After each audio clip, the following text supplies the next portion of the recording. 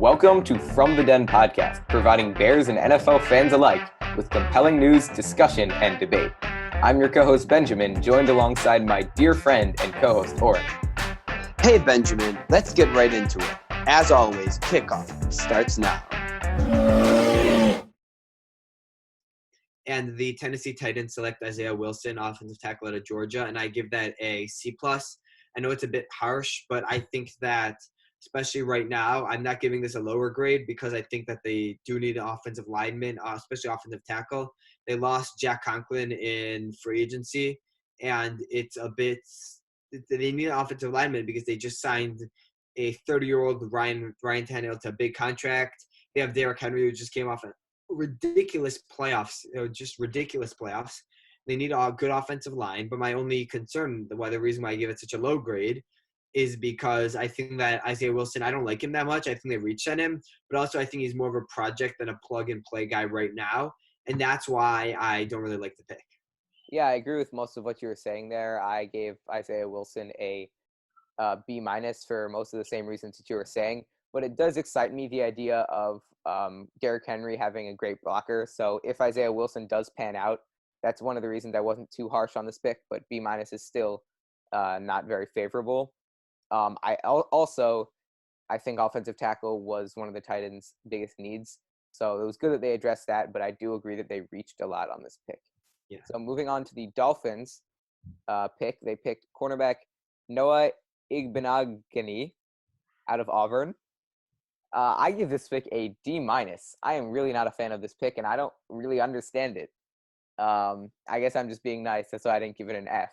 But as for talent, I don't know how talented he is. I mean, value-wise, he was supposed to go in the later rounds, and the Dolphins have many holes, but I don't think that cornerback is one of them. Or at least that cornerback is one of the ones that they should have addressed in the first round of their in the draft.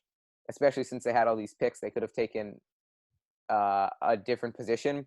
They really addressed cornerback already in the offseason, and I don't understand why they would take not only a cornerback, but this cornerback when a guy like Jeff Gladney is still around, who I think is better. Yeah. So I'm giving this a B. I honestly think Noah Igbenogany is better than Jeff Gladney. But what I will say is that they had bigger needs, especially with running back and safety. And I think that I do like Noah Igbenogany, but I think that they should have filled another. They should have got either a running back or a safety. And both of them, they had pretty good players. Xavier McKinney was still available. They could have had DeAndre Swift as a running back. They could have got multiple other running backs, but they still chose to go cornerback, and that's the only reason why I'm not giving this an A. Yeah. So onto the Minnesota Vikings. They picked Jeff Gladney, cornerback at a TCU, and I give this a B. I give this a B- actually. He's pretty injury prone, and I don't think his talent is amazing. But the only reason why I'm not giving this a terrible grade is because they need cornerbacks. They have such a dire need for cornerback that I think that makes it a lot better of a pick. I'm giving this a B+ actually, because as I mentioned before, I think Jeff Gladney is pretty good, and he definitely is the Vikings' most needed position aside from wide receiver maybe. So I definitely understand what they're doing with this pick, who's obviously the best, or at least in my opinion, the best cornerback available. So at that pick, it makes a lot of sense to take him, and that's why I give him a B+. Now moving on to the Chiefs. This is an interesting pick. I'm actually a pretty big fan of this pick. They took running back Clyde Edwards-Helaire, and I have a lot to say.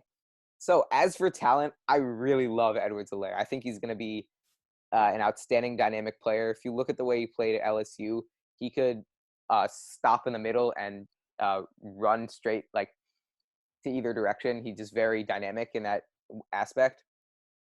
As for value, I think they could have waited a little longer, but I just love him so much as a player that I respect them taking him. Yeah. And as for if the team needed him, this is kind of debatable.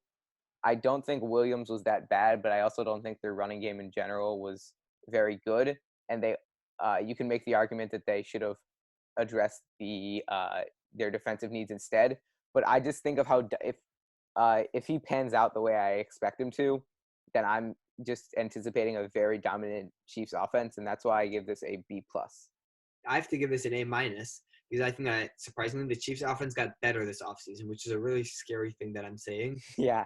But I think that Clyde Edwards-Helaire is a combination of Tariq Cohen's height and speed with David Montgomery's agility Yeah. and his Agility, that was the word. agility and just his versatility.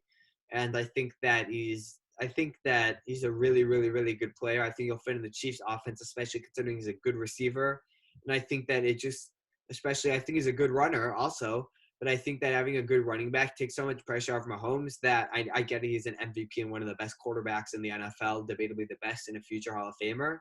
But what I still think is no quarterback does worse with a good running game. And I think that it'll make Well, statistically, they might do worse, but in terms of success. Their success, yeah. And I think that Mahomes with a good running game can do even better than what he did last year, which Okay. I hope that for the whole NFL that doesn't happen.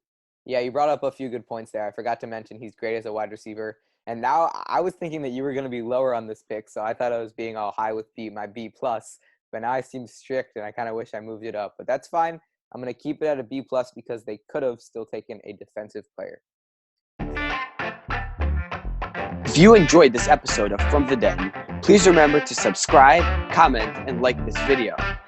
Or, if you're a Packers fan, remember to dislike and leave a nasty comment. Click the links on the screen to access additional content.